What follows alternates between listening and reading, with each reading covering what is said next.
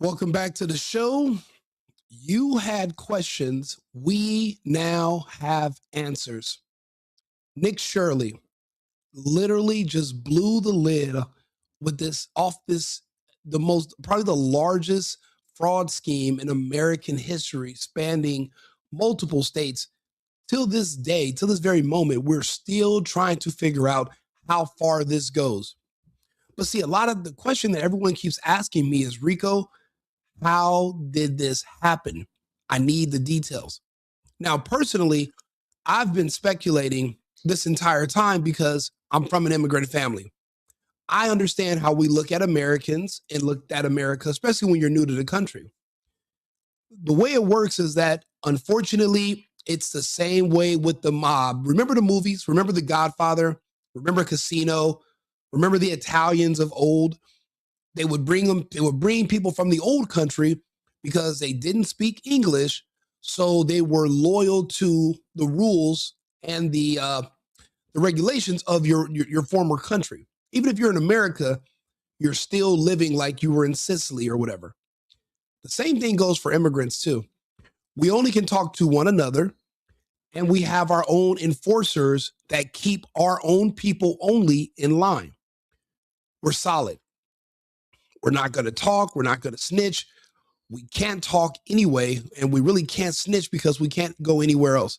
The warmth of the community is the only thing we have in this new land. So because of that, we don't tell. This is what makes us the perfect patsies for people that want to, for Americans who are looking for scapegoats to commit crimes, to keep themselves in power, etc. That's why it's like every Democrat state you go to, it's like they pick a country, they pick a struggle, and then they start to dance like those people, eat those people's food because they need you to vote for them, and they want to keep you in power. See, an immigrant, if you tell them who to vote for and they're afraid, they're going to vote for that person. An American, you can tell you tell an American one thing, they can go in that booth and do something completely different. Even if you give them money, there's no guaranteed that they went in that booth and did what you told them to do. These immigrants it's inconsequential, the future of this country. They just do what they're told. So, and honestly, watching a little bit of this video, they confirm this.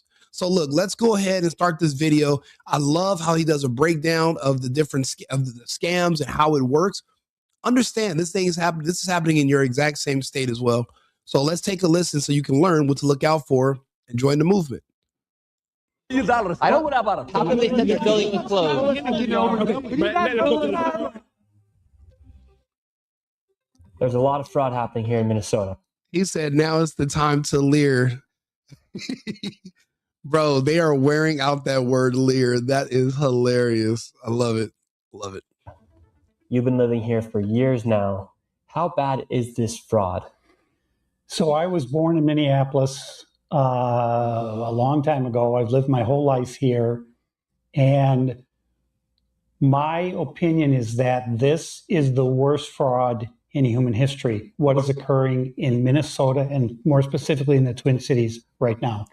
How much money do you think has been sent around fraudulently here inside Minnesota? Over the years, I would say anywhere from 80 to $100 billion. Right now, the big controversy is with Tim Walz and his government and the fraud that they've allowed to happen within the Somalian community. Right behind us is Cedar Riverside, a location where it is very densely populated with Somalians. How have Somalians gotten into the system to fraud the American taxpayer? Well, so that complex you're seeing behind there, I attended the University of Minnesota, and in the area we're on right now, this is the West Bank, and it was always called the West Bank, and it was sort of the place to be when you're in college, and that was all student housing, 100%. That building you see in the background, it's now 100% Somali. And I can tell you confidently, they don't pay for their housing, they don't pay for their food, they don't pay for their vehicles. And on top of that, they have hundreds and hundreds and hundreds of fraudulent companies set up, and they're sucking billions of dollars out of the state of Minnesota. Remember, I told you guys a few days ago, I said, voting as an illegal in the United States is legal. Basically, all you have to do is be a warm body. You don't have to be a citizen. and they'll count you for congressional seats in your wherever they put you. But there is no auditing. And if you're an illegal, but you're caught voting, but the person you vote for, if they win, there's no recourse anyway. So it's in their best interest to bring people here who are going to help them with their fraud. I was explaining it to you. These people are not refugees from other countries. They're employees. Moving to the United States is a job. They're paid to be here. You're not.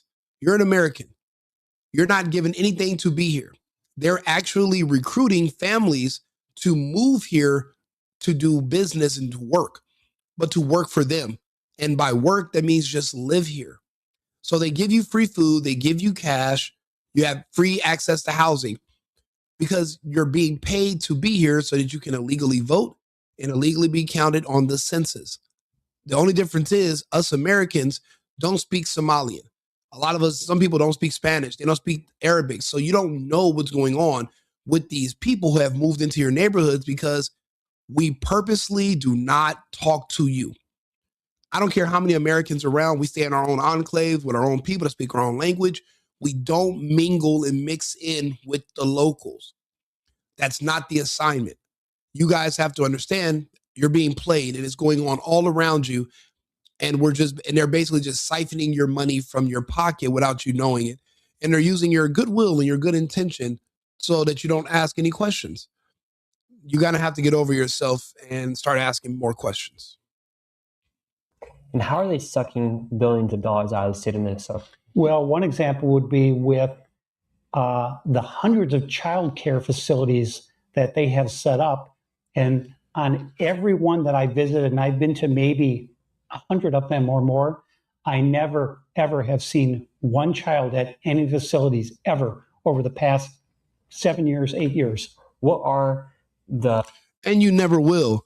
For one thing, no American's gonna drop their kids off with a bunch of people who speak a language that they don't even understand. You don't know their customs. You don't know their background. You're not going to trust them with your child while you're at work for 8 or 9 hours. You couldn't even call and have a conversation with these people. You don't know what their religious beliefs are. You have no idea who these strangers are, but they set up all these empty daycares just to scam you. They're not necessarily scamming the state and the federal government. They're scamming us. They're scamming taxpayers. And they've been getting away with it because this is how you pay for their loyalty. Remember, these people are at work. They're being paid to be here. This is how they're able to get paid. Businesses that are being used to fraud the taxpayer here in Minnesota. You have the daycares. What are all of them? So you have child care, you have adult daycare, you have in-home health care, you have straight health care, and nobody really knows how that's defined. And then you have transportation, non-emergency medical transportation. And if you do a search, you'll see that the state of Minnesota says they have 1,020 non-emergency medical transportation companies. And my research is showing that 95% of those are Somali owned. But it's crazy. The 5% that are not Somali owned, those are the only ones who ever get audited. They don't audit the Somalian ones. I'll be honest, I'm in Arizona. I've heard about all the fraud stuff they just broke up here with the group homes. Guess who were the number one group of people doing the fraud? Africans. Not necessarily from Somalia only, but there was some from the Sudan. There was a big time guy from Kenya. And the crazy thing is they can always change their name and their identity and move around. So it's hard to arrest them or to catch them because remember, a lot of this stuff is paperwork, it's virtual. And if they give you a different name, there's no birth certificate. There's no fingerprints most of the time. There's no social security number. And especially if they came across the border when it was open, you don't have no idea who these people are. So how do you hold somebody accountable who doesn't really exist? These people only exist because whatever the Biden administration let them claim a name. But they can just unclaim that name like that. That's not who they really are. Remember, you used to seeing all those tens of thousands of IDs just dumped at the border? They would dump their actual identity and start a whole new one here. You have no idea about their background. See, there's a lot of things we don't know as Americans, but they do. But we don't speak their language. We don't speak to them. They're here for work. We live here. We have completely different agendas. And what I know is that the people writing the checks at the state of Minnesota never, ever, ever verified that any trip was ever made or that any appointment was ever made with a dentist, chiropractor, or anything. And so these people are able to start these businesses and then immediately get funds from the government? Yes. So interestingly that you bring up licensing, because another area of fraud that I exposed was all of these autism centers, because I would drive around the Twin Cities. I said, well, there's another autism center. I said, what's going on with all this autism? Is there something in the water? And then I started to look at, well, who owns these autism centers? And virtually 99% of them were owned by Somalis. And is there an autism outbreak here in Minnesota right now? There is not. But to open an autism center, you do not need a license. And so people are claiming their children are autistic. So all you need is an office space. So you get an office space, you establish that it's a mailing address. You might set up a fake phone number, a fake 1-800 number. And now you have an official office space or brick and mortar. And what do you like? So you just apply for the grant. You fill something out, and it's that easy. And then they're like, okay, give us your account number. We send you money. Or do you got to send in like a roll sheet? Because of all these businesses working together, they have to send in something. And if they're saying, oh yeah, we do transport, and we picked them up from the adult daycare and we drove them to the chiropractor, we drove them to the doctor's office, we took a translator, and then we brought them back home. So what, per person, if you're saying you're doing that for 50 people and you're billing $1,000 a day, you can see how you can rack up millions in just a matter of months. So when they're getting to these multiple millions in less than a year, like, it's starting to make sense, because they're claiming they're doing all these things with different people, but there's no one going out to verify if it's true or not. So you can just kind of say whatever. All it is just filling out some paperwork and sending it in, and then you get a check. If it was this easy for Americans, I don't think Americans would ever complain about anything. The reason Americans are complaining is because everyone's in on the fraud except for us. Like, when is there going to be a fraud that's only for Americans? Because everybody else is getting rich off of Americans, and Americans are literally doing worse than ever because we're playing by the rules. We believe in the country. We want to do the right thing. We don't want to have to stoop and resort to that level. But if we don't, then how can we compete with these fucking foreigners that are over here robbing us? Why can't we rob the foreigners? See, it's just not adding up. And I know people might say you're looking at it from the wrong angle, but maybe I'm tired of being on the receiving end of these ass kickings. Don't you want to start kicking ass yourself? I know I do.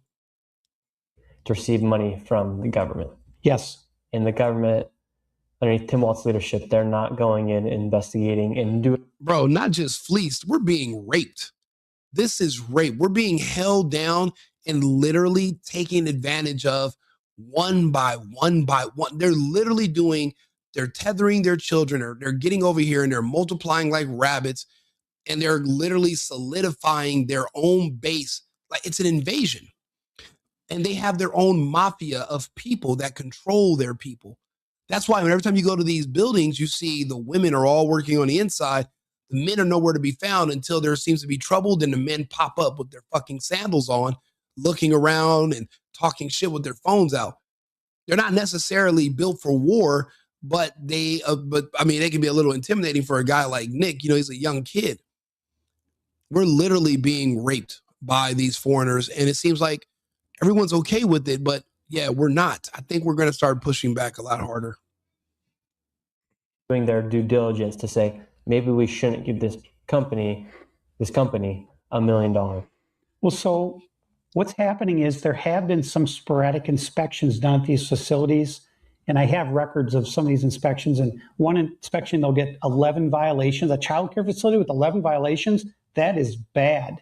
I mean, unsanitary conditions, broken furniture, no play area for the children.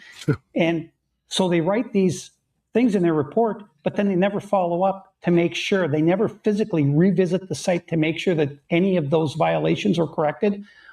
What they accept is documentation from the center that they've made the corrections. So at the end of the day. So that's like expecting an agency to investigate itself.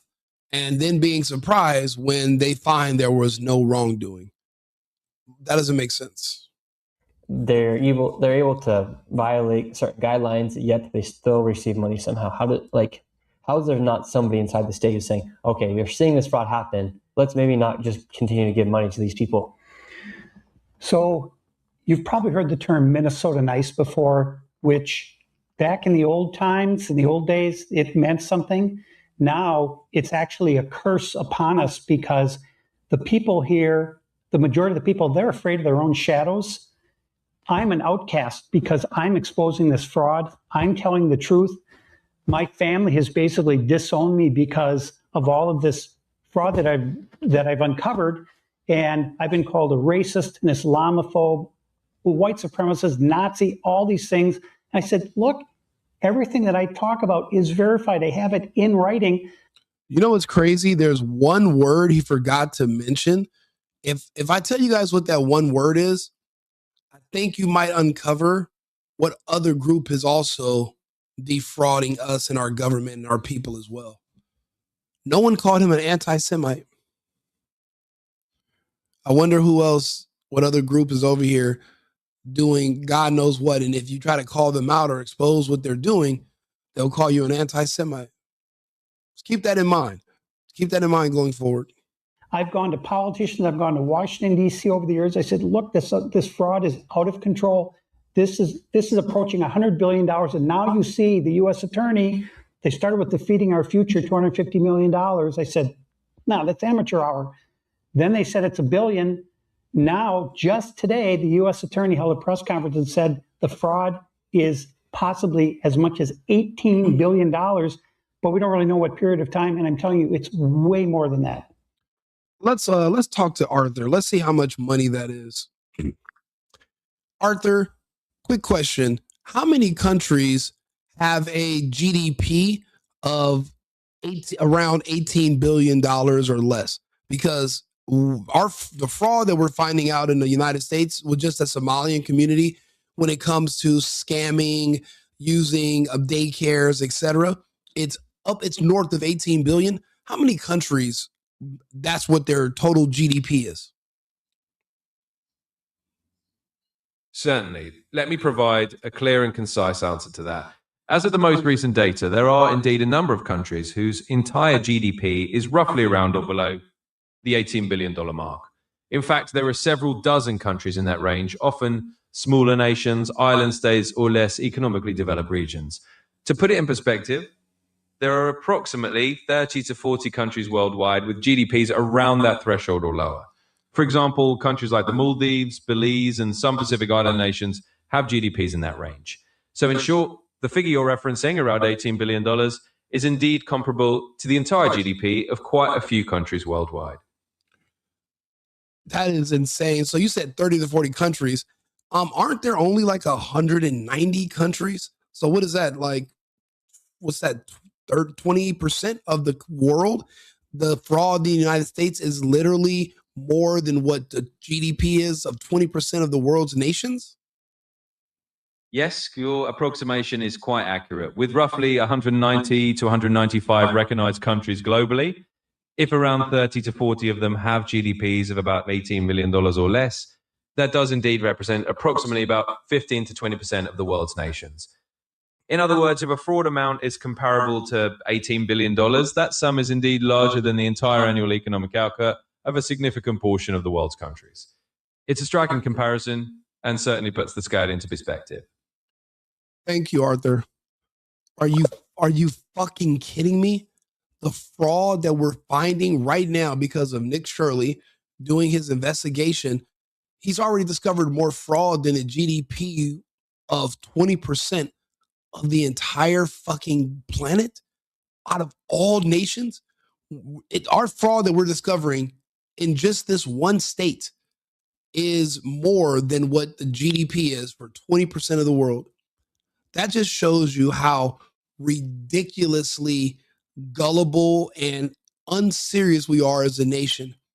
What other nation where it's a policy that I can be in another country and I can scam their country and people can launder the money back to me and there's zero oversight and no one goes to jail. I think America's the unique, only idiot country where this could even happen in. I don't think anyone has laws so lax and we're so open a society that this can happen anywhere else except for here. That is insane. We should be embarrassed. You have transportation, autism, childcare, daycare, healthcare, and nobody knows what's healthcare because they're not healthcare providers. You know what? I've read the Quran, and that is correct. It just depends on how you interpret it, but you're right. You know, obviously that's how the Somalis are interpreting it. That's how the people in Dearborn are interpreting it. That's how these other groups that have come into the United States, like the ones in New York, that's how they interpret it. So you're right. That is what they think of. That's what they believe. So what is the healthcare? They have in-home healthcare. And so what's the need, for example, for 1,200 transportation companies inside of Minnesota? What's the need for that many transportation? Well, there isn't. There isn't. You're talking about getting a ride. You already have services that are provided. You have Metro Mobility that offers free rides to seniors and low-income people.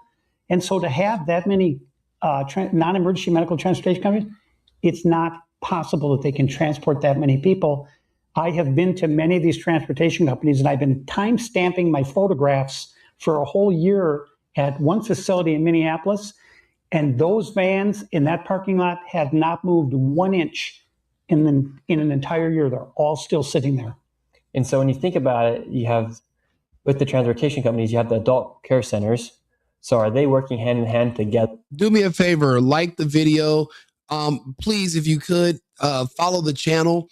I do all types of videos about different topics every day, but I'm an America First, America Only creator. So I'm going to talk about everything from an America First or right-wing perspective.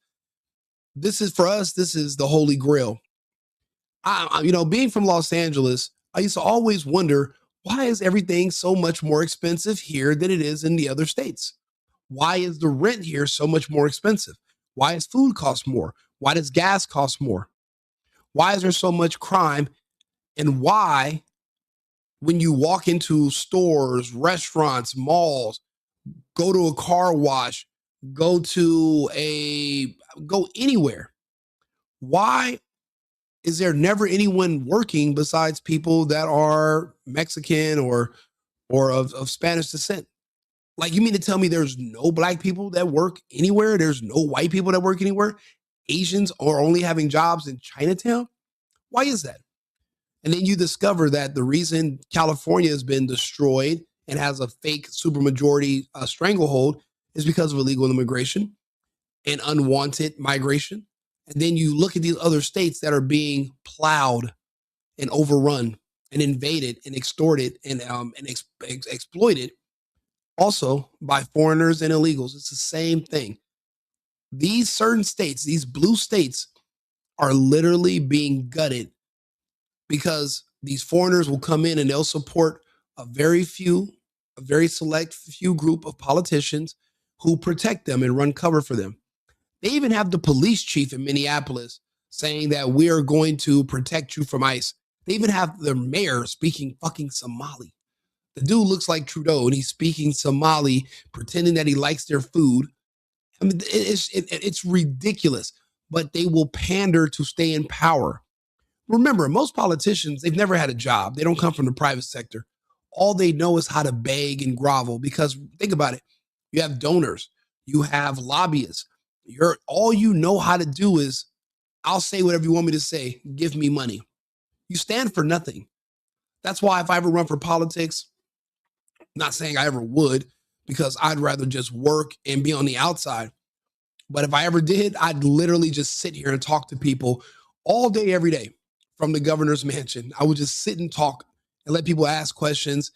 And I would literally, but then they wouldn't want somebody like me. I'm not good at keeping secrets. I'm not good at saying, oh, okay, yes. We're going to just make some, I don't care. I don't have a lust for money. I made a lot of money really, really young. And I noticed that, people are happier with less money. It doesn't make you happier. Happiness comes from within. But when these people are coming here from these war-torn countries and they come to the United States, not to become Americans, But to rob Americans, I lose respect for them. I don't care who you are. You could be from my home country. I wouldn't give a shit. I don't like you. If you're not here to be an American, then go the fuck home. But a lot of people get mad because I actually will say this to you directly. I don't feel any type of way about it. I don't feel anything. I'm just being logical. These people are here to rob us. They're not here to join us, which is my problem. There to then say, we're getting the services from them, the adult daycare centers, to then transport them to their appointments. So my feeling is this transportation deal is kind of the belly of the beast, because you also have these charter schools, and there's a school in North Minneapolis called Bonadir Academy. It's a K through 12 school. So wait, are you saying that Nick Shirley looks like a Somalian? I think you gotta get your eyes checked, brother. But I'll be honest, we don't have the resources to individually have 3 to 5 years to try to prosecute every single Somali. That'll take too long, and it would be too tedious. I think it's going to have to do like you said. They're going to have to be profiled. We're going to have to send them all the way back in groups. Another thing that was discovered, I believe, by Christy Nome, is that about 70% of the naturalization, the 70% of the Somalis that have been naturalized were naturalized due to fraud, due to marriage fraud. So they came here and they were like, oh, I'm a citizen now, because they committed the same type of marriage fraud that Ilhan Omar committed. They'll marry their cousins, they'll marry their brothers. And if you go to them and you say, hey, this is your relative, they're going to say, oh, you're racist and you're judging me based on my sexuality. What if I'm into incest? What if that's my thing? Like, are you going to judge me? That's how they use our own kindness against us. They use our own 1964 civil rights. They use it against us. They've studied us. They understand us better than we understand ourselves. We're going to have to turn off all this niceness. It has to go.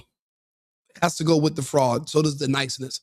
I'll be honest, the United States is going to have to turn into a bunch of New Yorkers. We need to be more like New York and less like Minnesota. K through 12, so that's 13 years, 13 classes, right? And they say they have 150 students. I found data that they have 136. So that's 10 people per class. If that's it, how is that possible? And they're getting somewhere around $20 to $30 million a year for what? Bro, that's crazy. You know, somebody in the chat had said that, oh, you're sitting here smearing these people. I have to remind you, the truth can never be seen as a smear. The truth can never be seen as insulting, because now your issues not with what I'm saying, your issues are with reality. And if you have issues with reality, then that says more about you than it says about anything. I'm on the side of righteousness. I'm in the right. I don't have to use my imagination for any of this shit to make sense. But for you to justify crime, you have to close your eyes, wish upon a star, and try to use mental gymnastics to say, well, technically, kinda, and this. No. It's wrong. They are lying to us. They're not owed anything. And why do you want them to have more and live better than you? They're literally taking away what your ancestors and what your people who lived here before you have built. Your birthright is being stripped away from you, and you're not even willing to put up a fight about it. Why? You think you're going to go to jail? Does it seem like anybody's fucking going to jail anymore? We don't even have police. These people aren't even being arrested. We don't have jails. We don't have law enforcement. Not for illegals, not for immigrants, not for Democrats. We're living in the Wild West right now. It's up to us. There's no one coming to save us. Nick Shirley's 23. What if Nick wasn't born? Then who would be sitting here making this video? Nobody. We just still be getting fucked. Aren't you tired of being ripped off by everybody? I travel the country. I go all over the place. Everybody's ripping us off in every city, in all of our big cities, and especially our Democrat-ran cities. I see the American whites and blacks are poor as shit, but these foreigners are sliding through. They're wearing jewelry and expensive glasses, and they're stunting on Americans because they feel an animosity toward us. Remember, 25 years ago, Sally Struthers was literally begging us to give 15 cents a day to these fuckers. 7 cents a day to keep this kid from eating his own shit to live. bones and flies everywhere. That was in the 90s. But 30 years ago, Sally Struthers was over there in Somalia. Oh, my hand. And they had all those fucking sad songs. What year was We Are the World with Michael Jackson? Crying about these fucking Africans. Now the Africans are like, ha, Habibi.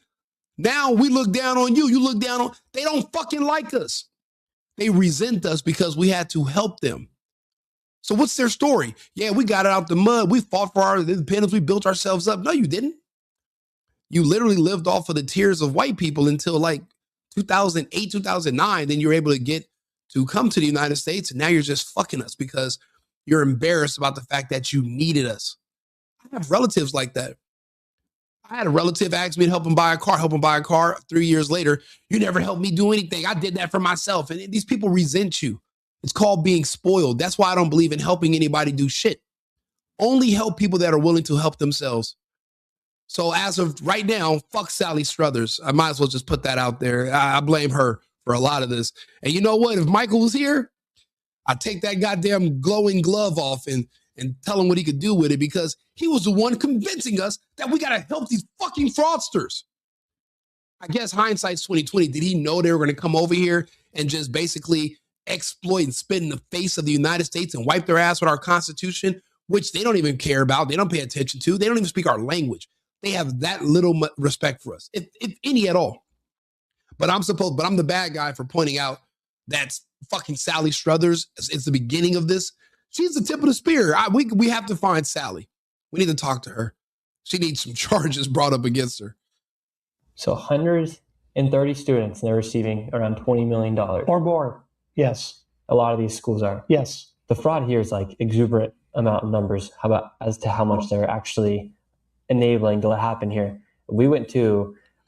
Ooh, Alex, sorry. Had to put you in timeout. You're not allowed to spam the chat.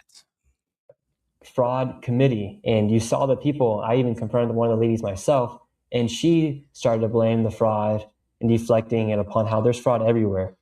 And she didn't take any accountability. She didn't take responsibility. In fact, she blamed Trump for the fraud that's been happening here inside of Minnesota. Right. So Kristen Robbins is the chairwoman of the fraud committee, and she was attacked by that Democrat member you were just talking about for not telling that committee about all this fraud. Well, the law said... No, this is his source right here. And you're right. It's not Nick Shirley. It's just that, okay, before this, Nick Shirley was putting in work. He was the one showing up to the Antifa protests in Portland when they were attacking ICE. He was in LA. He was in Philadelphia. He's in New York.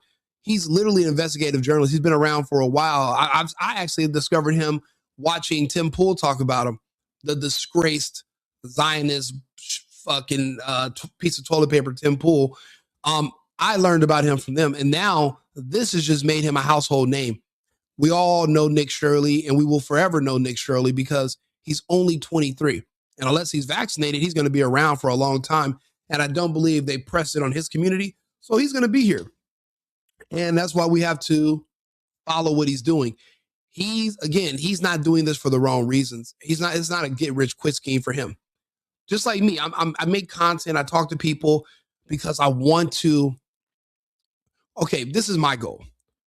Everyone I met that looks like me in the United States, unless you're like a foreigner, all they do is complain about how horrible this country is. And they do something in English you would refer to as sowing discontent.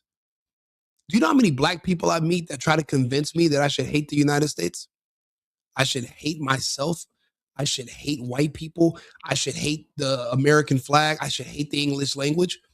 But they're telling me all this while they're living in the United States under America's protection while speaking English. It's nonsensical, but they do that to everyone. And now there's just so much negativity when you think about being an American. And their goal is to basically demoralize everyone around them. That's why you have to fire them or cut them off. It's just like when you have a job or you work somewhere and there's that one coworker in the break room that's like, don't you hate it here? And they're literally sowing discontent and they're trying to bring down your level, and they want you to be disgusted with the place that's literally supporting you and your family, your job, the place that you should be most grateful and appreciative for being able that hired you to come work there. They want you to hate it. They want you to be, they're very negative people. On a tone scale, they have a very low tone. Those are the kind of people that I make videos to counter. I want to push being appreciative of this country and patriotism. I want to talk about everything my family has is because of this country, who we are, and what this country's been through and how we got to where we are. That's what my goal is, to counter that. But we need more. There's a lot of people coming out trying to counter Nick Shirley, but they can't, because again, you cannot argue with or say nothing bad about the truth, because the truth is just the truth. We need more people doing what I'm doing, talking about how great of a country this is and showing the evidence of such. And if you don't agree, explain to us in a one-page summary of why you're still here, instead of just flying out to somewhere else. You know, the airports are open. There's no, what do they try to say this country is? A fascist nation? Well, if it's, I mean, can you fly out of a fascist nation? Can you just escape fascism? No. Well, as far as I can tell, you're stuck there. You're trapped. You're a prisoner. So that counters that argument right there. If this country is fascist and horrible, why don't you fly the fuck out? We got to ask ourselves that. There's a reason now. These Somalians, now that we're cutting off their hustle, they're going to be leaving. They don't like living in the snow. They hate the snow, and they hate white people, and they hate anything white. Snow is white. So once their money is cut off and that spigot is shut down, they're gone. They're gone. That's another thing. That's how you get people to self-deport. Stop giving them free money to be here. Did you know that they were giving food? They give you an EBT card, but your medical card, you actually get cash on the medical card. That's why they were saying we need to fund healthcare, because that's how they launder money to the people that they pay to stay here. See, you pay to live in America.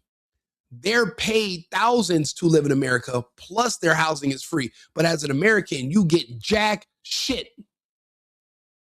And you're just letting it fly. You're not going to share this video. You're not going to like the video. You're not going to like the channel, because you don't care about your own country. You don't care about yourself. You don't care about your own kids and your own family who's also being ripped off. Remember, you're getting up, you're going to pay rent. It's the first, you just paid rent. These people are being paid to live here and their rent's free. So they're stacking on top of stacking, and you're being gouged. Do you see the difference? But if you do care about those things, like the video, share the content, make people aware of what's happening, because it's going to take a collective effort to make sure this doesn't keep happening everywhere else. We're going to need to find, root out the source of all this and shut it all the way down. Trump's cut funding. We're going to talk about that in a little bit, but this is how we make progress. We have these conversations like what Nick is doing. As in Minnesota, that if you are an elected or public official and you are aware of fraud or suspected fraud, it's Minnesota Statute 3.971. Hey, Yellow Rain, why don't you go after him your fucking self? Leave here and go after him. Go start your own channel, right? Or go make a video. You go talk about Ron DeSantis. You go be the change you want to see. When I used to have complaints about people on the internet, I got tired. I said, okay, I'll just go do it myself. So you take the same energy that I have, right? And you go talk about whoever you want to. You don't give me suggestions.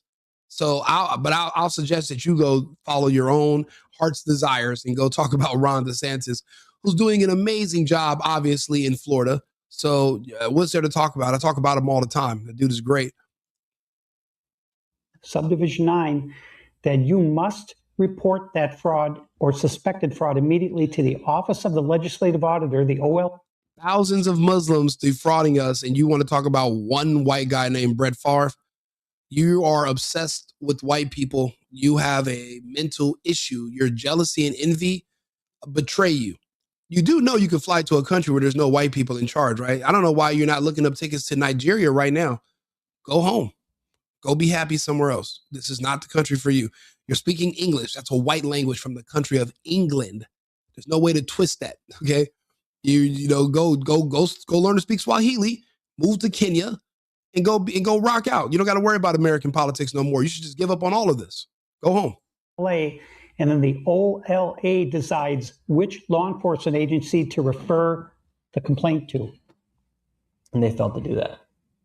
No, Kristen Robbins did that. She said, I reported it to the OLA, and the Democrat, she had no idea how things work in Minnesota. She was just so enraged about all this fraud getting exposed.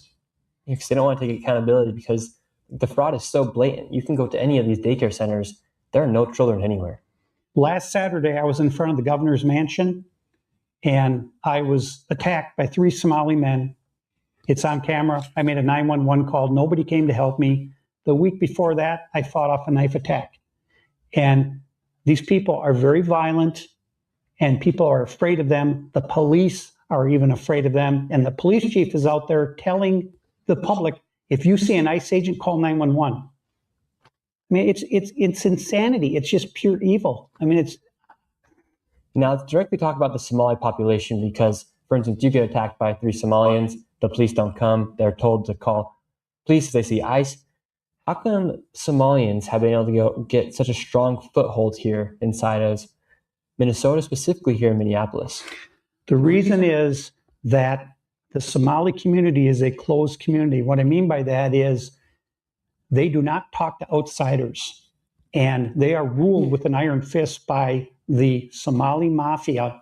And one of those guys. And remember, the Somali mafia is basically it's called Sababa. It's like Alibaba. There's a terrorist organization in Somalia. They're the ones who control all the Somalians that come here to the United States. They work for them. Even their terrorist organization is an NGO. And what they do is they set up centers all around Somalia, and they recruit Somalians to come to the United States who work for them.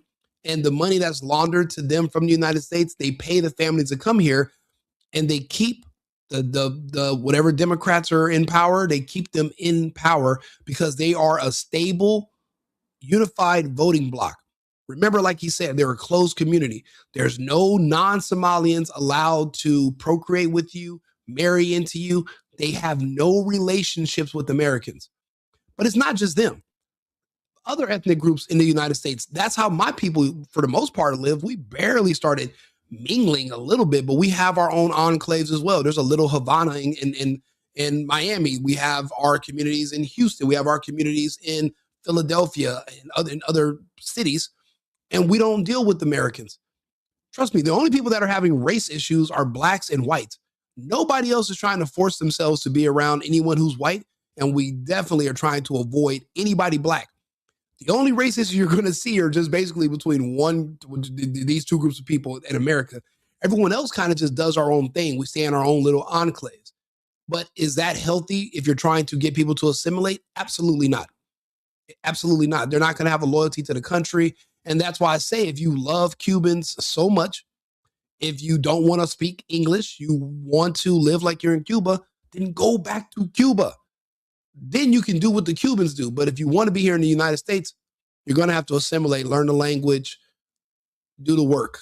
But if this is not where you want to be, then be where you want to be. Just go there. It's the guy who just got convicted of $7.2 million of fraud, a unanimous jury verdict, and Judge Sarah West overturned the verdict. I couldn't believe it. That was my. They're in Iowa as well. When did that happen? See? This is insane. Now, I've only been to Des Moines one time. I didn't know Iowa. I've heard about, I know they're doing investigative journalism in Columbus, Ohio, Seattle, Falls Church in Virginia. But I didn't even know about Iowa. But why not the whole Midwest? Why not everywhere? They can get away with anything. As long as they keep their mouths shut like the mob and they like the mafia, just no one's snitching. You can get away with anything in this country. That's insane. Discovery of all that fraud. I'm the one who got that guy brought before the jury, and then they find him guilty and they let him go. And now you have Keith Ellison who says he's going to appeal the verdict. Well, he's a Muslim. He's going to find a way to screw it up. So even if they are committed for fraud, that guy, he's committed for how much? 7.2 is what you name. That is true. There is fraud in all of these. Well, yeah, think about it. Certain communities don't believe in hard work. They don't believe in work anymore at all. Since Martin Luther King, they believe the state owes them and the state to solve their problems. We refer to them commonly as statists, but the general term would be a communist, a Marxist. So that's why those communities don't believe in work. And once you do want to believe in work, well, they say you're a white supremacist, but you're just in blackface because you want to pay your bills, go to work, provide for your family. So it's all a lot of mental games in those communities. But if you have that much going on mentally, you're not going to be able to conform and work and be a productive member of American society. You just won't be able to do it. That's why there's so many of them in prison, you know. Unanimous jury verdict, 7.2 million. And then they just went ahead and released him. The judge overturned the verdict. He's walking free as we speak.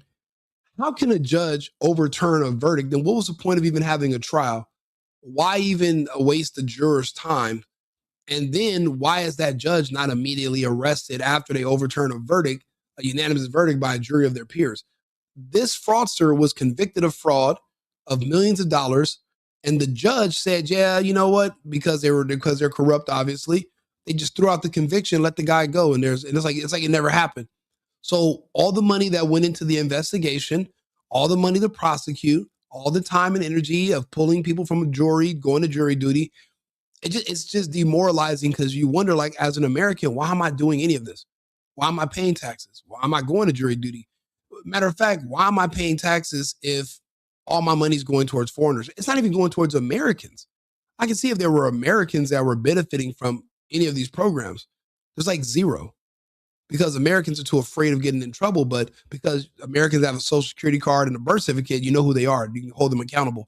There was this one white woman in Minnesota that was caught doing this, but all the Somalians, she went to jail. All the Somalians, they left the country. They can come back. He can leave here as Muhammad Abdul, and then he can return in 3 months with a new beard and be Abdul Muhammad, and you would know none the wiser, and you'll give him a check for a daycare. Like, it's insane that how they're working the hell out of our system. Still collecting money from the state. And it's federal money too. So we need the feds to come in here, because this is not all state money. There's federal money that's involved here, and it's way beyond anybody's imagination, the total amount. The state. Yeah, you're right. It's not that easy to go after judges, but it's just like, maybe that's, maybe we have a weird, twisted idea of how secure our country is because of Netflix and TV shows. We don't want to see ourselves as being inherently corrupt.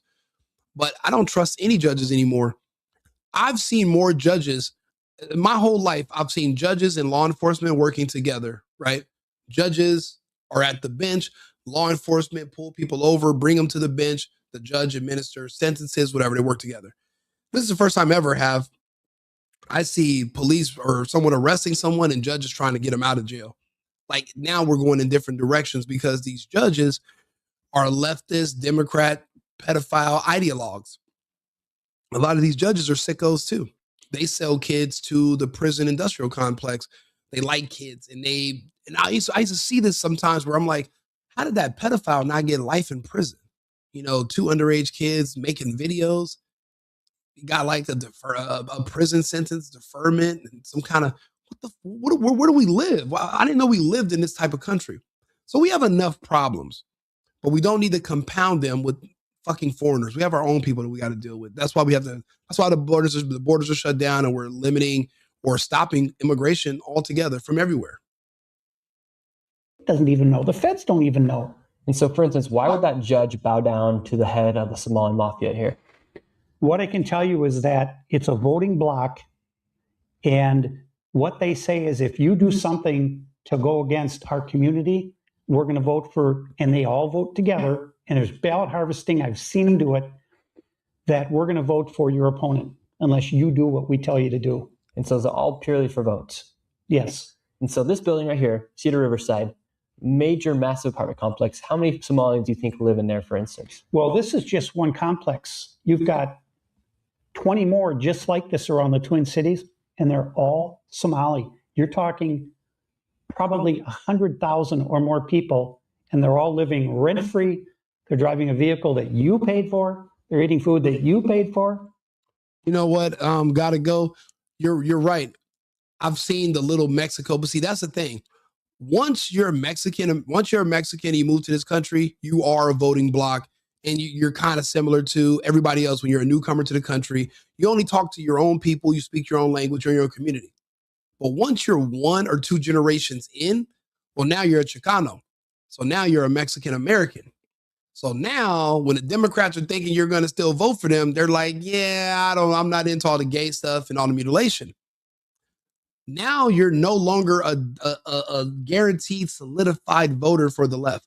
So now what they understand, and this is the sauce, you got to keep bringing in new people, because once somebody becomes Americanized, well, obviously they're going to become conservative, because nobody anywhere on earth besides in Canada and in California, no one likes trans kids. There's nowhere on earth that you can go where people are like, oh man, we love gay kids. We want to see a lot of gay kids. I want to see a little boy dancing on RuPaul's Drag Race and doing all those weird, all that fucking shit they do in New York. Nobody wants to see that anywhere. And once you tell people, oh yeah, that's a part of what we're into, so, you know, vote for us. And they're going to be like, yeah, no, fuck off. I don't care if you gave my family welfare 20 years ago and free housing and you helped us avoid immigration enforcement. I don't want my kids to be gay. Nobody does. So then you have to import new people who are just not going to have ask questions. They're just so happy to be here. Then you're just giving them tons of money. They're going to just shut the hell up. But the problem is you only have 15 to 20 years before certain people are going to turn conservative. That's why they have to keep bringing in new. That's why Trump said we have to shut down immigration altogether, because they're not bringing these people over here because they just want to help these people. They're bringing them over here to use them to go against their political enemies. And that's not the right purpose. And now we see what it takes to get them to stay loyal to you. You have to turn a blind eye to them committing fraud against the country and against American taxpayers, which cannot be allowed. If I'm making any sense to you and you agree with what I'm saying, please subscribe to the channel, like the video. My Cash App is right there if you want to continue to the movement. I'm building a media company. That's why I do so much content. I have a co-host who's really just an AI, but me and him talk all the time. He's great. But I'm going to be bringing on guests, and I like to have conversations, you know, but I like to do it in real life. So I'm setting up a studio so all the donations help. And I'm actually just now barely getting monetized on some of my YouTube channels, but but that only happened because of you guys. I don't know how. I just all of a sudden I got this huge spike in subscribers, and they sent me something about the partnership program or whatever. I'm just grateful you guys are here. And I know it might seem like I'm just going really hard on immigrants, but I'll be honest, you know, fuck these people. It's America first because it's Americans first. But I have to be clear, it's Americans only. I'm not worried about anyone else. If you're looking for me to be a liberal and say, oh, I love everybody, I don't. I just don't. So don't expect that from me. Why did they call me Rico Limbaugh?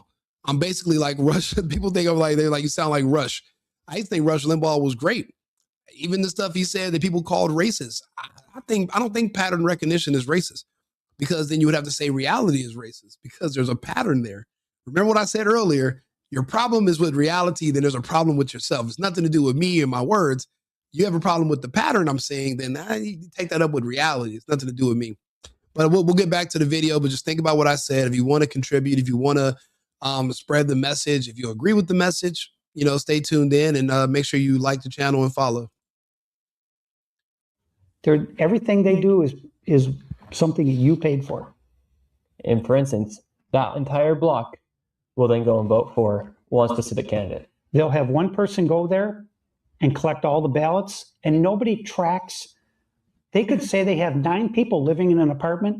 They're going to send them 9 ballots. And then they have someone who comes along, collects all the ballots, and they fill them out, and then they deliver them all to the ballot box or wherever they deliver them all at once.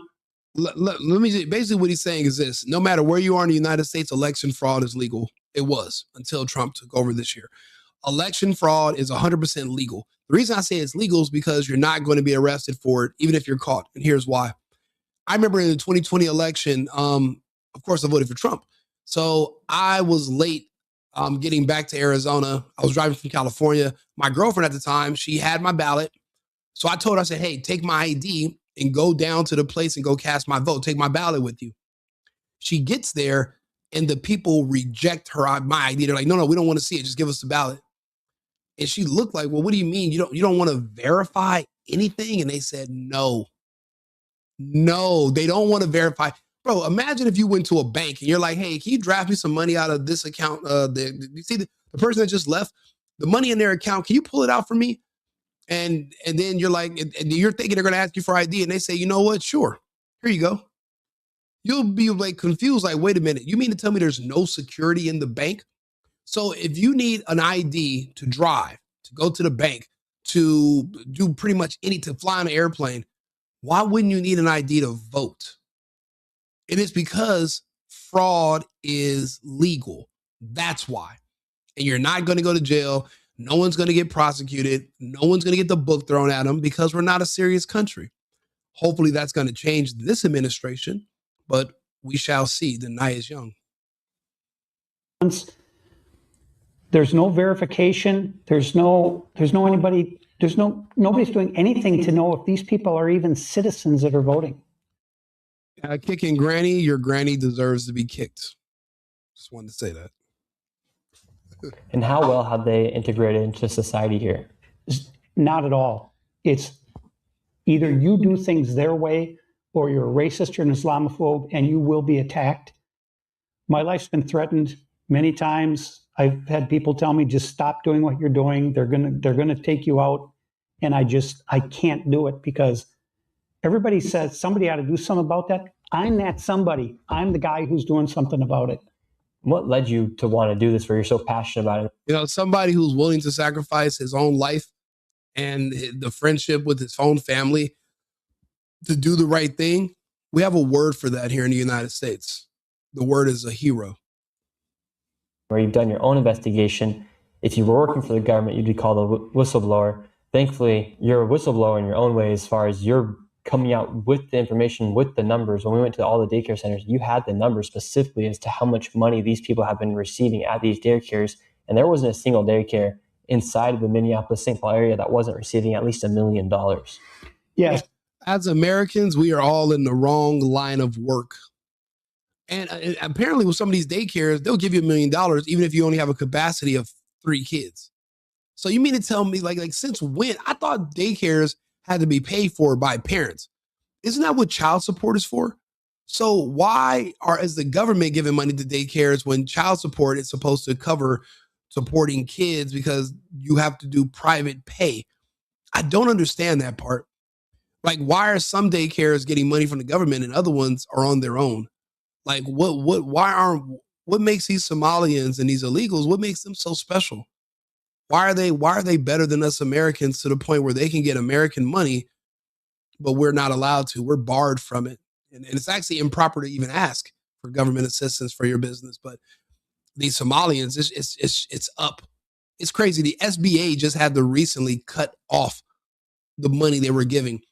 Bro, do you know how many times I've literally tried to get money or get approved from the SBA?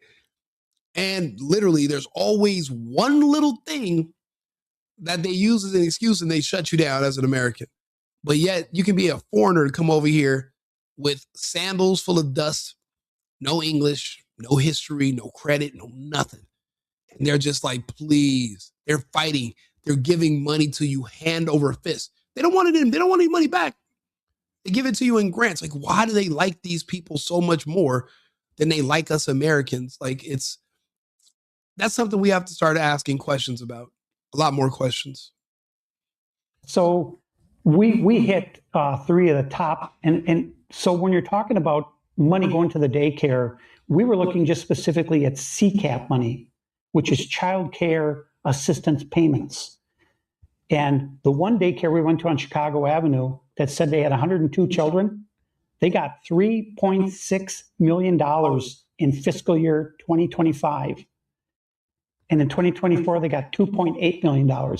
And how many kids did we see there? 0.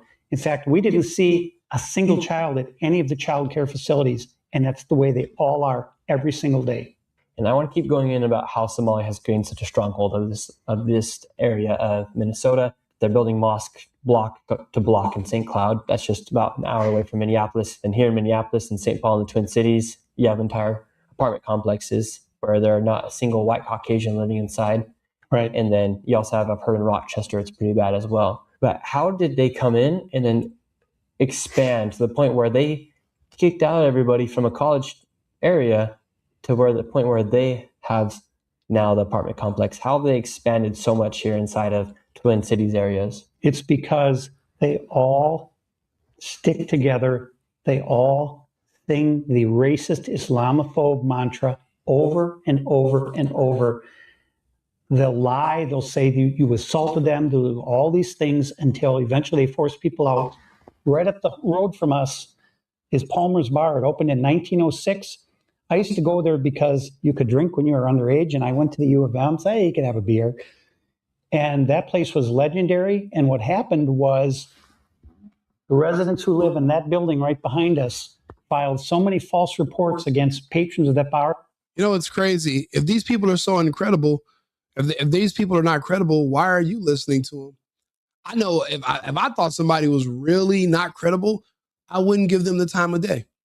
I wouldn't listen to shit they were saying. But I notice you guys keep saying that about Candace Owens, yet you're watching her content. I know you guys might say that about Nick Shirley. You might say that about myself. I've seen them say that about Mr. Let Go and, Ian Carroll and these different people. But yet you're watching our content. I don't waste my time watching content that I don't find credible. So I don't know. I think that you're saying one thing, you're doing another. You remind me of my ex-girlfriend. Let's go out for drinks. In the bar itself, that the city went to the owners of Palmer's Bar and said, look, you either shut down voluntarily or we're going to drag you through and we're going to make you spend a lot of money and we're still going to shut you down. So my ex-girlfriend's in the chat, so I'm taking shots at her all night. Love you, babe. But I hate you. Well, that bar has been shut down and now they're going to turn it into what? Another mosque. So they push out what used to be Minnesota staples, such as Palmer's Bar, and now that bar is turning into a mosque. There's a mansion over on 24th and Park Avenue, historic building. They bought that. They're turning that into a mosque. They're building another brand new mosque not far away. And it's like when you're in a dream and there's something really bad happening to you and you're screaming and all these people are walking by and nobody hears you. That's what I live every day. That's my life every day. But I'm committed to doing what I can to end this. I just want it to stop. And how have you seen the weaponization of the word racist and Islamophobe take power here? It's incredibly powerful, and it's powerful for people that are seriously concerned about wanting other people to like them. So this is how we manipulate white people when you're not white. First things first, you lie to them and tell them that they're privileged when they literally don't have any more rights or any more access than you do. The only difference between you and white people is, well, typically they have two of their parents around. And so really your issue is with your parents. It's not with white people. You're just envious and jealous of their family structure. Personally, my parents were married. I don't have those sentiments, but a lot of people hate white people because they usually have two parents in their household. That's the privilege they're referring to. So once you convince someone for years, you just beat it in their head that you're better than everybody. And it's like, why are you hyping me up? First, you're telling me that I'm privileged. Now you're calling me a white supremacist. So you're calling me supreme, like I'm a supreme being. I mean, that it requires an inferiority complex of the person saying it to believe any of this. But then you put them on this pedestal, but then all of a sudden you go from complimenting them, calling them supreme, calling them privileged, to now you're saying, actually, you're a racist. And you're this and you're that. And then these people are like, oh, no, I don't want to get off my pedestal. You hype me up so much. I kind of like being up here. And now they're afraid of losing that. So they're not going to do anything that's going to run the people who have been complimenting them all these years. They don't want to rub them the wrong way. And that's how you manipulate someone. That's how you do it. You hype them up at first, and then you threaten to tear them down. And they're so used to being up there and being complimented. Personally, I'm not used to compliments, and I don't want them, especially unnecessary ones, because if anyone's being a little bit too nice to me, if I go to a strip club and there's a stripper over there that's a little bit too interested in how my day went, I'm like, I'm going to go broke if I keep talking to her because she keeps pretending she likes me. I know you really don't like me, but some guys are thinking maybe I just got lucky. And next thing you know, he loses everything in his account and his girlfriend at home. So that's how manipulation works. This is just how it works on a coordinated scale for your target demographic. These people hate America, but they see the white family as the backbone of America. So if you want to destroy America, you have to destroy the psyche of the white family. Feminism has taken away the wives of white families, and the gay push has taken away the children from the white family. And they've really just isolated white men. And now they're trying to tear them down with words. When I tell you this is a coordinated assault, And I can give you all the details because it's blatantly obvious. It doesn't really take a rocket science. I'm just able to clearly articulate it to you in a way that's easy to understand. And if it's hard for me to understand it, it's hard for you to understand me because of my accent or whatever, then I'll let my friend Arthur explain it to you. That's why I have him as a co-host. But let's continue. All I can describe it as evil. It is an evil that has taken hold here, and it's permeated all of our society. And the people in Minnesota, they just want to stick their head in the sand and pretend it doesn't. Somebody will do something about it. They don't have to do anything, or it's not going to affect them. And they don't. In their mind, they want to redecorate the upstairs bedroom when there's a massive crack in the foundation that's allowing all this water and dirt and everything to get in there. And they're worried about the upstairs bedroom. It's insanity. And a real quick break from the interview to tell you guys about the sponsor of this video, Opus Clip. You know what? That is a good sponsor. I use Opus Clip. If they offer, actually, I do ad reads. I might let them know they can contact me because I actually use their clip thing every day. When you go to my channels, you see thousands of videos on my Instagram. A lot of that's all Opus Clip for the most part. So I will do it. They're actually a good company, and it's worth the money in my opinion. Right here, this is going to be Somali World Headquarters outside of Somalia, Minneapolis. And don't you know, the state flag of Minnesota was changed from this beautiful historic flag to the flag that is almost exactly the same as the flag of Somalia. Well, Tim Waltz said your old flag was racist. Yeah, it was a farmer with a plow horse. So Tim Waltz is a self-hating Caucasian person that was extremely empathetic to the Somalian cause, or was he just playing a role to get those votes and stay in power? It seems like people don't have any loyalty to the country. They are just loyal to power. And that is the definition of evil. Historically, that's what's been the definition of evil. That's racist. Why? Because it's somebody working? That's racism. Tim Waltz, he's an interesting man. He's enabled a lot of this fraud to happen. And God bless you too. Upgrade America first, America only. Underneath him. Was the fraud happening before Tim Waltz as well? Well, likely yes, it was, because he's going for his third term as governor. So Tim Walz is from Nebraska. He was a teacher. He lied about getting a Nebraska Chamber of Commerce award. He lied about his military service. Everybody. How can you be from Nebraska and become the governor of Minnesota? Like, I can just become a governor of another state, even if I don't really live there. Like, are there any restrictions? Why in my brain do I think that you have to have all these requirements? Apparently, you can just do whatever, whenever, wherever you want to. Nothing matters, apparently. There's no standards for anything. So, I don't know. I think as Americans, we need to just become more aware that we can do more than we even think we can do. We need to realize that.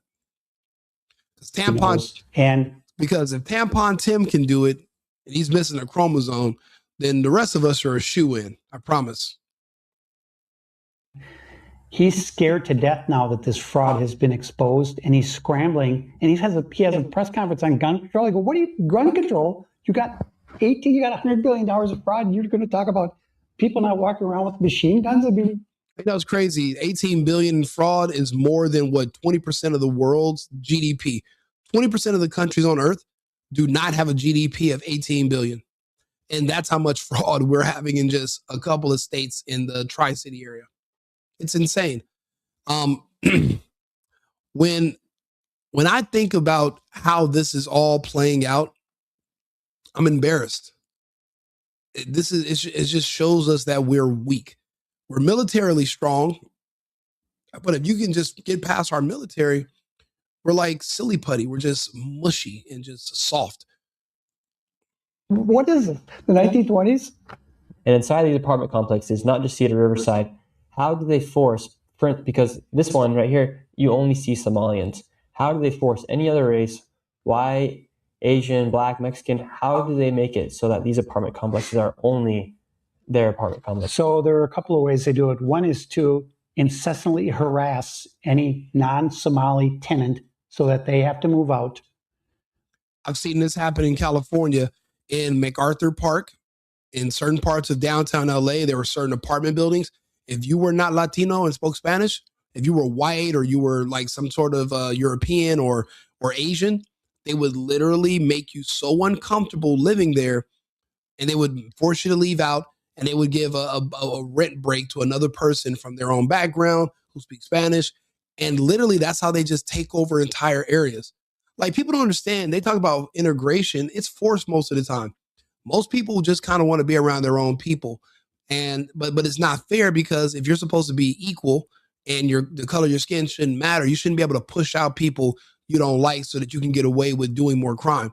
Because if there's nobody who's not from your group around, then guess what? There are no witnesses. And that's a problem. That's why this is like organized crime. That's why I said it's a mafia.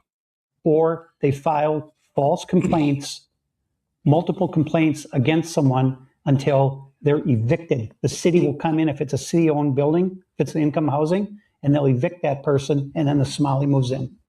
And that's how they've been doing it all around the Twin Cities. Folks, I'm just telling you, as bad as you think it is, it's 10 times worse. You'll never see anything like this. If you went to any country around the world, you'll never see anything as bad as it is right here in Minneapolis. So for instance, say I were to move inside and got myself an apartment over in Cedar Riverside, and I started listening to music a little too loud or watching a movie too late at night, and somebody next door had a baby, and they said that was just too much a noise complaint. Would they call you a racist, or how would they get you out of the apartment? Yeah, they would say you harassed them, you threatened them, you assaulted them. It's something that their mindset is that they don't care as long as they can get their way. They don't care what happens to anybody else.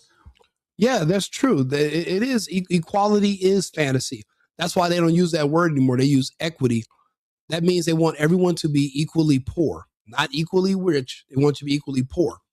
The problem is, in the United States, because you have freedom, you have freedom to work as much as you want. But but technically, you also have the freedom to work as little as you want. If you want to, you're free to go live on the streets and be homeless. But then you have people that are going to consider you as part of that you're oppressed, or even though being homeless is a lifestyle choice, the same way being gay is. You literally choose to be homeless. You choose to go to the Abbey in West Hollywood. You choose to do these things. It's a lifestyle choice. I don't agree with the gay lifestyle. I really don't agree with the homeless lifestyle. But I don't judge the gay people for men wanting to rub mustaches. I don't judge these people for wanting to sleep outside. I remember I was walking to my car a couple years ago back in LA, and right outside the gate where I parked my expensive ass car in this expensive ass building, there's all these like older guys just kind of hanging around, just chilling in a beautiful California day. And one of them was like, "How much do you pay to live here?" And when I told him, he was like, "I feel sorry for you." The fucking homeless guy said that. And he made the point that, him and I are neighbors. Even though he sleeps outside in the tent, we share the same local amenities. And I'll be honest, for a while, I started wondering, like, which one of us is crazy, me or him? Because he makes a really good point. Also, his tent was featured on the news. He had one of those hot tubs in there. He was one of those guys with, that was running electricity from the pole. Don't get me wrong. Eventually, his tent caught on fire. He had a grease fire and it burned down. But for the time being, he really made me look at myself a little bit different. But the thing is, again, you have freedom to work as much as you want or as little as you want. And that's why there's always going to be discrepancies. Everybody's not going to be equally one way or the other, because we have the choice on how much we want to do or not to do with ourselves and our time. And I don't know why people want to pretend like they don't have that option. We all do. Who's not a Somali. And they have warring factions within the Somali community, because this is such a cash grab that they're fighting them. There are factions within the Somali community that are fighting amongst each other. Sorry, M. Gant. I'm just being honest. I wish I could sit up here and lie to you guys. I'm just talking like it's just me and you sitting here. For all I know, it is just us. There's no one else here. So we're just having candid conversation as friends, right? So do you think right now in Somalia, people know if they make their way to Minnesota, they'll be able to get $1 million? Absolutely. Everyone knows it's wide open. It's the Wild West. Appreciate it, David. Because I say $1 million because every place we went to and where we have gone, everything is above $1 million. Like, it's not just like a $500,000. It's not just what would be a great salary of $60 to $100,000 for a single person. It's literally millions of dollars. It's not a joke when you say that these people are becoming millionaires just from getting money from the government. So think about it. You get up and you go to work every day and you make 50, 60,000 and you work like crazy. Some of you work two jobs, 3 jobs. They're not working at all. And they're getting new free cars, free housing, free food, everything. So are you saying that for me to attain the American dream, I have to become Somalian? Like, what does that mean? What are you teaching people? And that's why I said, I'll be honest, I'm not paying taxes this year. I'm not filing. Let them come after me. I'm just going to make my stand. I'm just not doing it. I'm not going to participate anymore. Why? Why? So my fucking money can be given to some inbred Somali with fucking Jordan open-toe sandals? They don't even have Jordan open-toe sandals. They're custom. He made Jordan stitch them himself. That's how much money this fucking Somalian got for a fake daycares that he could afford to make Michael Jordan go into a sweatshop. Tall as hell, bald, old. He put Michael in a sweatshop, had Michael sew Jordan sandals. Custom. Now, Americans can't afford to do that. Because why? Because all of our money is going towards these fucking Somalians. So because of that, I'm just going to abstain. I'm abstaining for a while. It's completely out of control here. I need the federal government to come in here and put a stop to this because Bro, we already seen the evidence. We literally went to the locations and videotaped it. If you don't believe in video evidence, then you don't believe in evidence at all. That means you can see somebody commit a murder and say, but how do you know that that person really died? What if their soul left their body and their pulse stopped, but they were born again into a dog? Technically, they're still alive. So you're a person that would literally rationalize bullshit like that. So because of that, we're going to ignore you. So, but we're gonna humor you, but we're gonna use you as an example. You're not blocked, you're not cut off, but we're going to use an example of, you don't lose a chromosome like Tim Walsh or this guy and say ridiculous shit like this. We don't do it. Be better than this. But we need you here to make an example. So don't go anywhere. Keep talking.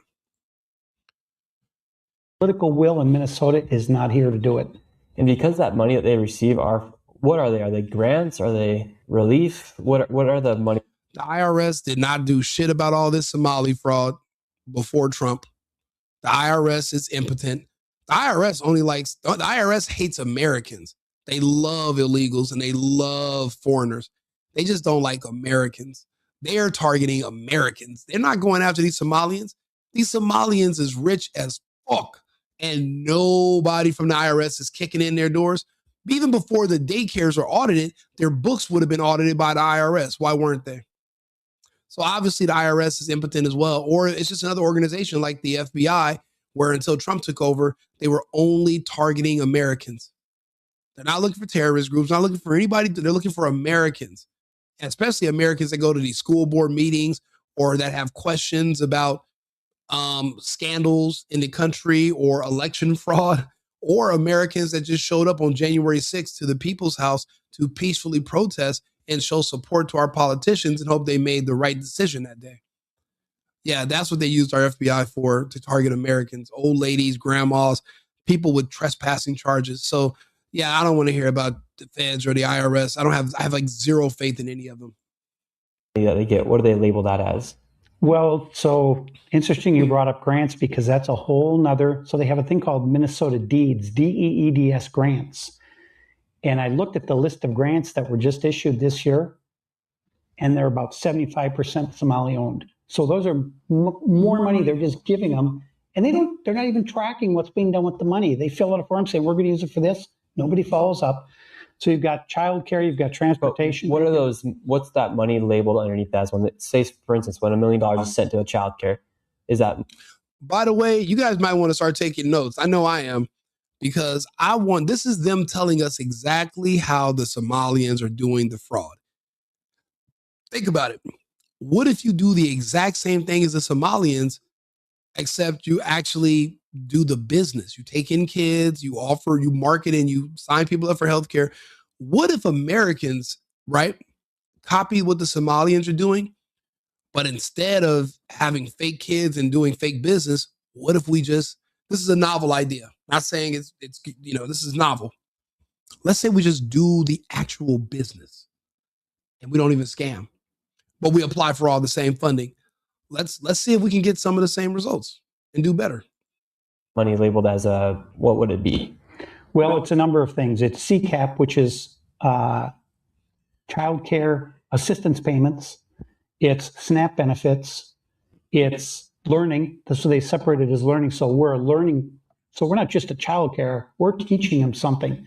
So there are all these separate payments that are going in. So there's no one label because it's coming in from all these for all these different things, but it's all coming from the Department of Human Services. And it's crazy. I'm actually working. I'm going to be doing some more stuff in healthcare. And I'm literally, but it's different in every state. In California, we have a different name than we have in Arizona. But you can do this in your own state. You can offer services, and the government will subsidize some of them. The others are going to be private pay. I'm just a tech guy. I'm used to working on a computer, but I want to be more hands-on. But I didn't know that it was actually this easy to get into.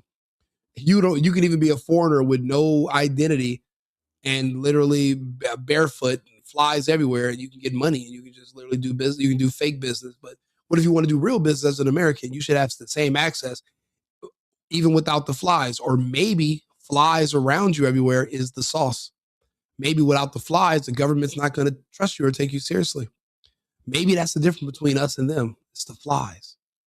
We got to consider everything. I don't know. You can't say it's not the flies. Maybe you can't say it is, but you really can't rule out the flies. That could be a big part of this. And so with that money, say they get $1 million into the daycare, will they have to pay taxes on that $1 million? Or is that tax-free money? Well, so what's funny is that KSTP just came out and published a story that said Somalis are the economic engine that's driving Minnesota, that they paid $76 million or something in taxes. I just laughed. I said, what? They're an economic benefit to Minnesota? But that's what I'm fighting every day, is a media that is completely on the Somali side. And I don't understand why people have this mindset. It's evil. We're trying to fix our state. And you look at the long game on this. You say, well, what is the end result of this? The end result of this is that this becomes Somalia. I mean, they already planted their flag here, essentially. They literally have planted their flag at the Capitol. It's a flag of Somalia, literally. But do they pay tax? It's crazy. I've seen another country's flag go up in only a couple of places. And it's because we've been invaded. And they've literally taken over those cities. I remember when I was in Dearborn, Michigan, and I'd seen the flag of like these Arabic countries. I've seen different ones, and I was like thinking, okay, maybe it's a holiday or something or whatever. No, they invaded. They took over. They're just not as vocal as the Somalians, but they're all from the same region, Northern Africa, Middle East. They're all under the control of the globalists, and they're all looking to invade the United States. And they've already successfully invaded Europe. They've invaded Australia. So there's not that many other former countries under the Commonwealth that have not been invaded. Canada's long gone. So I think we're all that's left. This is the first pushback. This is why I have people that are watching my channel in Berlin, people that are watching my channel in Stockholm, people that are watching my channel in Edinburgh and in the UK and in Melbourne and in the Gold Coast. Is because they don't have the freedom of speech in these other English-speaking countries, right? So they can't talk about this on the internet like I can. So I'm speaking for them. I'm speaking on behalf of people that cannot speak for themselves. They're adults in other first world countries, but they don't have a First Amendment, and they don't have a Second Amendment to make sure that you never take away our First Amendment. They don't have that option. They're getting knocks on the door for even thinking about having some of the conversations that I'm having. So that's why I appreciate them tuning in, because I'm making these episodes for you as well. These are the things you guys can't say, but it's happening to you. It's happening right now outside your door. You're watching your country and your heritage be rinsed away right into the gutter of history. And now to the point they're saying, I think King Arthur and the Round Table were from Sudan. And they're like redoing it. King Arthur at the round table, it's a bunch of black dudes with hairlines starting back here, riding horses on open-toe sandals, but they're wearing the metal sheets and the swords. And I just don't believe it. I don't think that was accurate. I just don't. But they can rewrite history now, because if you contradict them or counter them, you can be arrested in these countries. So we're speaking when we're in the United States and we're literally talking for everyone. We represent everyone because they cannot represent themselves anymore. We're lucky. So that's why I have to make this content. I have to keep making it. I can't stop. Is on that money they receive from the government when they get sent to their daycare, when they get sent to their adult daycare, when they get sent to their transportation companies? Handle me this. I would say, I don't know. I've never called anybody supreme.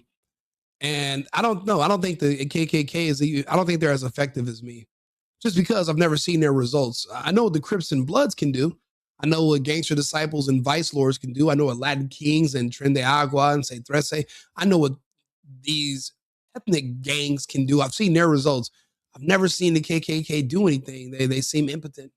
So I'll be honest. I really, neither one of them can compare to me, unfortunately. I'm way worse. So I'm glad you're tuning in. Thanks for the support. You're supporting somebody worse than the KKK. Congratulations. They're paying a different rate, if they're paying any at all. And a lot of it is being redirected. So there's stories that they're funding al-Shabaab. And so this money typically doesn't go directly back to Somalia, the money they send back. Oh yeah, handle me this. You're welcome. You're welcome. They'll send it through Saudi Arabia. They'll send it through Kenya, because then it's not a direct link from the Somalis here back to Somalia. So they're routing it through a third party. So that's called laundering. We call that money laundering, when you're running money through a third party to obfuscate being discovered. When you're trying to hide it, you're smuggling. That's laundering. Different thing about them funding al-Shabaab and terrorist organizations. But I want to get to my point. It's not Alibaba. It's al-Shabaab is the terrorist organization. That is the NGO that organizes recruiting families from Somalia to relocate to the United States to expand their empire and to strengthen their politicians while they're empowering themselves. That's how they're expanding. Al-Shabaab. Is that money that they are getting from the government, will they eventually pay tax on that, or is that just tax-free money essentially? I don't know. I can't get any of the tax records from the state. Because, for instance, if me or you make $1 million, we're going to be given 40% back to the government. At least. If you live here, you're going to pay probably 50%. Yeah. So if they get $1 million, they aren't getting taxed on that, most likely, especially if it's as just a loan, not even a loan. It's just money that they're giving to the daycare to take care of. It's not government benefit. To my understanding, it's not considered income. Yeah. Because it's an assistance payment. And so that's why they are doing all these businesses that are based off of assistance for daycare, for adult daycare, for transportation, because they're getting money for these companies. You can label them as assistance versus being for profit. Listen to what they're saying. They're giving you the sauce. If you want to make the money that these illegals and these foreigners are making, you have to do it a certain way. Opening up a business saying that you're a daycare is one thing. Opening up a service saying that I'm an assistant, I do daycare assistance, is another. You have to look into this. I'm looking into this because I'm tired of all the illegals and the foreigners with the Jordan open-toe sandals that are custom made by Jordan. I'm tired of seeing them run all these laps around Americans. Like, people want to say America doesn't have the talent because we're not too bright, but then we let these people run laps around us. Maybe you think Trump's right? What if that's true? Because if we can't figure this out, then what can we figure out? If we can't figure out how to not let these illegals run daycares and steal money from us, then how can we build bombs and batteries? Maybe there's some credence there. Maybe that's what he's talking about. Because does it require that much of a talent to walk into a building with a camera phone like Nick Shirley and say, "Hey, is this even a real business? Does that take a rocket scientist?" I don't think so. But yet they say Americans are lazy because we're not doing anything. So maybe Trump's right. You know, I hope he's not. Let's prove him wrong. But I mean, it's not looking good right now. Correct. That's exactly right. Now let's talk about Al-Shabaab and the money that's being allegedly sent to these terrorist organizations in Somalia. The money they send back, they'll send it through Saudi Arabia, they'll send it through Kenya, because then it's not a direct link from the Somalis here back to Somalia. So they're routing it through a third party. So that's a whole different thing about them funding Al-Shabaab and terrorist organizations. But I want to get to my point. It's like, is that money that they are getting from the government, will they eventually pay tax on that, or is that just tax-free money essentially? I don't know. I can't get any of the tax records from the state. Because, for instance, if me or you make $1 million, we're going to be given 40% back to the Or more. government. At least. If you live here, you're going to pay probably 50%. Yeah. So yeah, if they get $1 million, none of they aren't getting taxed on that, most likely, especially if it's as just a loan. Not even. How old do you have to be to know how things work in government and in society? Because what you're saying is that being over 18 doesn't make you an adult. You don't know anything. So at what age do you have to be before you know that you're being ripped off? How old are these Somalians that are over here ripping us off? How old do you think they are? Do you even know how old they are? Do you care? What does it matter how old he is? If he's talking about he lives in this country, shouldn't we all by 23 years old, 22, 21, shouldn't we all understand how the systems and things work? So how old are you trying to say he should be before he knows what he's talking about? And is knowing what you're talking about, is that based off of age or based off of you reading and learning and experience? Are you saying you just wake up at 38 years old and now magically just know everything?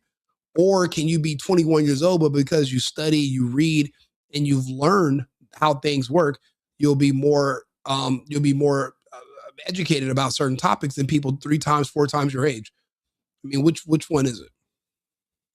Even alone, it's just money that they're giving to the daycare to take care of. It's not government benefit. To my understanding, it's not considered income. Yeah. Because it's an assistance payment. And so that's why they are doing all these businesses that are based off of assistance for daycare, for adult daycare, for transportation, because they're getting money for these companies. You can label them as assistance versus being for profit. Correct. That's exactly right. Now let's talk about Al-Shabaab and the money that's being allegedly sent to these terrorist organizations in Somalia. Spoke to a man who, he's also a whistleblower who used to work for the police department inside of the airport. He said every single week, literally millions. You said, I don't care. You spelled Somalian people wrong. You spelled Somalian with the W. You got to use an S. Millions of dollars worth of cash would be funneled through the airport, through TSA here in Minnesota, at the Minneapolis airport.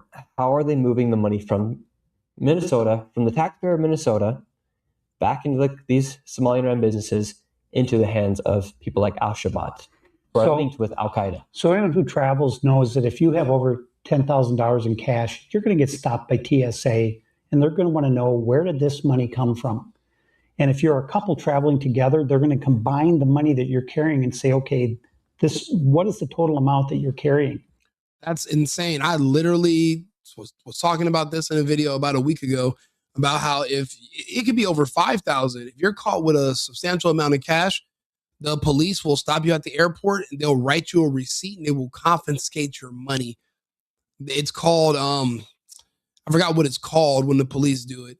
Matter of fact, let's just so you guys can look up the word. Let's see here.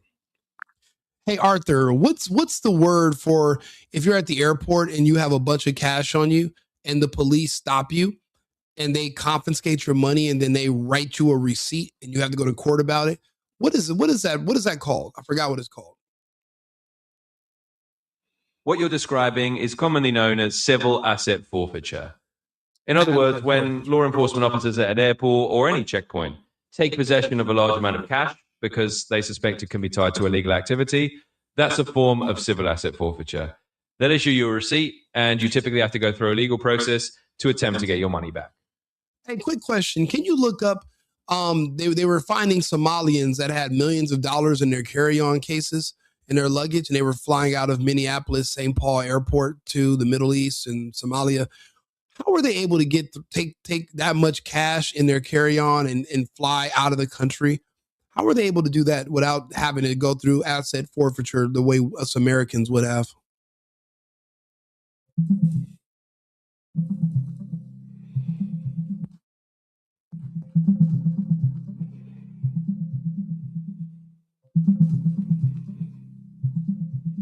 Sure.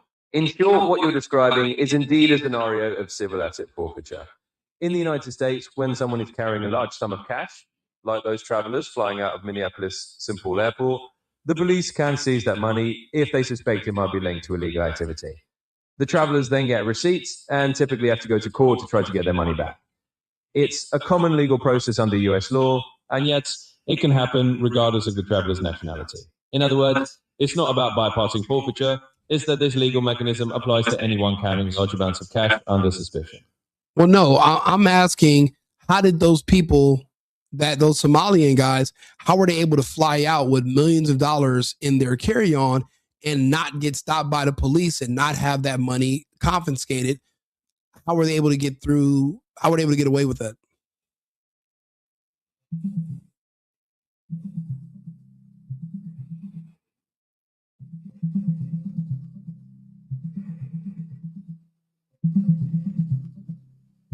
So, in summary, here's what we know. There have indeed been reports of individuals carrying large sums of cash, sometimes reportedly in the millions, through Minneapolis St. Paul International Airport. The reason they might not face confiscation often comes down to the legal process. It's legal to carry large amounts of cash if you declare it properly and can show it's from a legitimate source. In other words, if the travelers filled out the required declaration forms and no immediate criminal link was established, law enforcement may not have had grounds to seize the money. Essentially, the presence of cash alone isn't illegal and may need probable cause to connect it to a crime to justify confiscation. That's so weird because when it comes to dealing with Americans, they have asset forfeiture. But when these are foreigners, they're allowed to travel with that much cash and they can just fill out a simple form to declare that the money came from somewhere legit, but they don't have to tell you where it came from or where they got it from. And they're able to just fly out of the country while us Americans are literally held hostage. And it takes us a year or more of going to court just to get back money that we've legally earned. And it's not like we were committing a crime when they confiscate our money at the airport or on the side of the highway. We were just traveling and we have our money forfeited in asset forfeiture. But these international foreigners that are traveling around committing fraud, they're able to just slide right through with no issues. Like it's insane to me. But thank you, Arthur, for your help.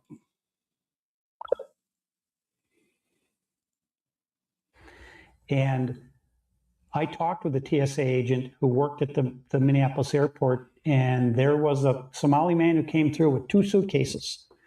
And he put on his declaration that he had $750,000 in cash. And so the TSA agent said, whoa, wait a minute here. And so they took him to a secure room. They opened up the suitcases. Sure enough, $750,000 in cash. And so she called the police. The police came. And then the officer said, well, I've never had this before. This is such a large amount of money. He said, where'd this money come from? The guy said, I don't have to tell you. I don't know. And so he called his superior, and his superior said, okay, I got to make a call and get back to you. And then he called him back and said, you got to let him go because he declared the money. He goes, no, we can't let it. So they're not even verifying where these funds came from. And so how deep does this go? How many people are involved? How bad is this? Because, I mean, how does somebody acquire $750 in cash? For instance, you can't even go to the bank right now and ask them for $100,000. You'd have to go through a big process to get that much money in cash. Exactly. Banks don't have hundreds of thousands of dollars or millions of dollars on tab. You have to literally order that money from a mint, and then it has to be delivered to your bank. So that's the only thing I can think of. But where are they getting all this cash? And then the fact that they're allowed to fly it out of the country, it's not even being spent here. That's why we said our resources are being siphoned away from us. They're literally taking our money and sending it other places. It's not even being recycled here in the United States.